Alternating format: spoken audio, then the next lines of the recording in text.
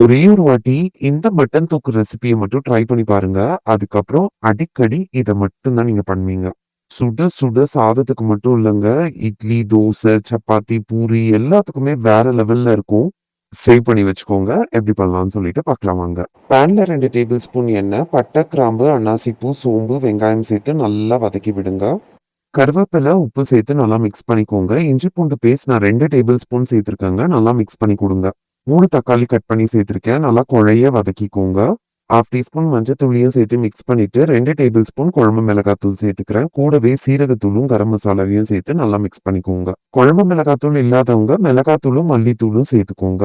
நான் 3/4 கிலோ மட்டனை கிளீன் பண்ணி வச்சிருக்கேன். அதையும் சேர்த்துட்டு மேல திரும்பவும் நான் 1 டேபிள் ஸ்பூன் குழம்பு மிளகாத்தூள் சேர்த்துக்கிறேன். நல்லா மிக்ஸ் பண்ணி கொடுத்துட்றேன். மசாலாவும் மட்டனும் நல்லா ஒண்ணு சேர கோட் ஆனதும் ஒரு 1/4 கப் அளவுக்கு தண்ணி சேர்த்துக்கோங்க.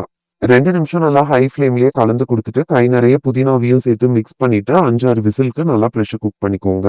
மட்டன் பார்த்தீங்கன்னா, நல்லா சூப்பரா வெந்துருச்சு. நீங்க இத இப்படியே கூட சர்வ் பண்ணலாம். எனக்கு கொஞ்சம் திக்கா வேணுன்றதுனால நல்லா கொதிக்க விட்டு கடைசியா கொத்தமல்லி ஆட் பண்ணிட்டு சர்வ் பண்றேன். அட்டகாசமா இருக்குங்க. கண்டிப்பா ட்ரை பண்ணுங்க. என்ஜாய் பண்ணுங்க.